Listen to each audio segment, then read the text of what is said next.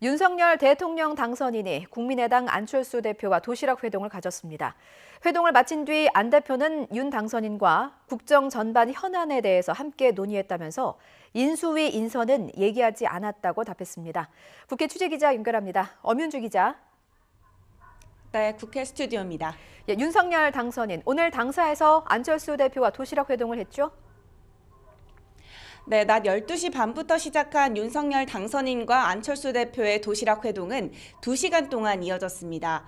애초 두 사람은 서울의 한 음식점에서 오찬 회동을 할 예정이었는데요. 국민의힘 이준석 대표가 코로나19 신속항원 검사를 했더니 양성이 나왔다는 소식이 전해지자 양측의 합의로 장소가 바뀌면서 회동 시간이 애초 계획보다 30분 정도 연기됐습니다. 다행히 윤 당선인과 안 대표 모두 자가진단 키트 검사에서 음성을 받으면서 배석자 없이 단 둘이 도시락 회동을 한 건데요. 회동을 마치고 나온 안 대표의 이야기 들어보시죠. 인수위직 관련해서 어떻게 얘기 좀 나누셨습니까? 오늘 인사에 대한 이야기는 나누지 않았습니다. 그러면은 2시간 넘게 지금 회동하신 것 같은데 어떤 내용들 얘기하셨습니까? 국정 전반 현안에 대해서 논의를 했습니다. 같이 도시락 식사하면서 지난번에 약속했던 그런 국정 전반 현안에 대한 의논을 하자 그렇게 제안을 해주셔서 이렇게 찾아오게 된 겁니다.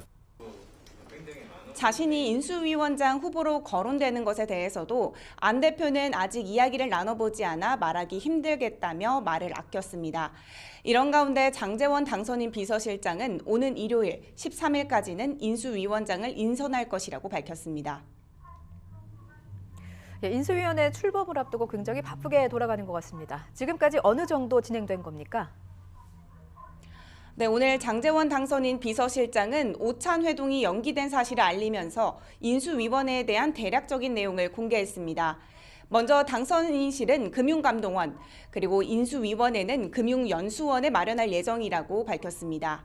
인수위 행정실장은 후보 시절 비서실장을 맡았던 서일준 의원이 맡게 됐습니다. 또 인수위원회 구성을 박근혜 전 대통령 당선인 때 걸렸던 2주보다 더 앞당겨 서둘러 마무리하겠다는 입장을 전했는데요. 인수위를 구성할 조직도에 대해서도 설명을 내놨습니다. 직접 들어보시죠. 기획조정, 외교안보, 정무사법행정, 경제 1은 경제정책, 거시경제, 금융 이쪽이고요. 경제 2는 산업, 일자리 이런 부분이죠, 그죠? 그다음에 과학기술 교육을 묶었고요. 사회복지문화 이렇게 묶어서. 하지만 7개 분과에 여성 분야가 빠진 것에 대해서는 이같이 답변했습니다. 전반적으로 성의 문제가 아닌 우리가 말씀드렸던 휴머니즘의 철학을 반영해서 여성 문제 그리고 남성 문제 공히 골고루 다룰 것으로 예상을 하고 있습니다. 당선 첫날부터 숨가쁜 행보를 이어갔던 윤석열 당선인, 오후에는 주한 미국 대사 대리를 만났죠. 네, 오늘로 윤 당선인은 크리스토퍼 델코소 주한 미국 대사 대리와 면담했습니다. 이 자리에서 윤 당선인은 미국은 한국의 유일한 동맹 국가라며 그에 걸맞은 관계로 다시 자리 잡아야 한다고 강조했습니다.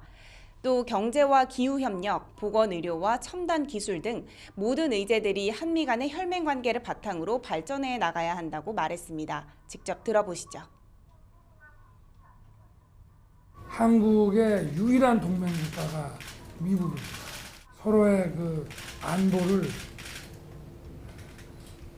피로써 지키기로 약속한 그런 국가이기 때문에 거기에 걸맞는 그런 관계가 다시 자리를 잡아야 될 것으로 저는 생각하고 있습니다. 앞서 오전에는 싱하이밍 주한 중국 대사를 만나 당선 인사와 함께 한중 관계에 대해 논의했습니다. 이 자리에서 윤 당선인은 한중 관계가 더 발전할 것으로 확신한다고 밝혔습니다.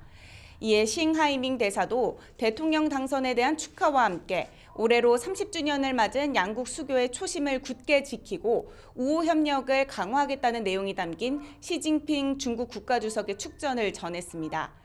윤 당선인은 또 기시다 후미오 일본 총리와 15분가량 비공개 전화 통화를 했는데요. 한일 양국의 관계 개선과 북핵 해결 협조에 공감대를 형성했습니다. 네, 민주당의 상황도 보겠습니다. 대선 패배 이후에 당 수습에 주력하는 모습이군요.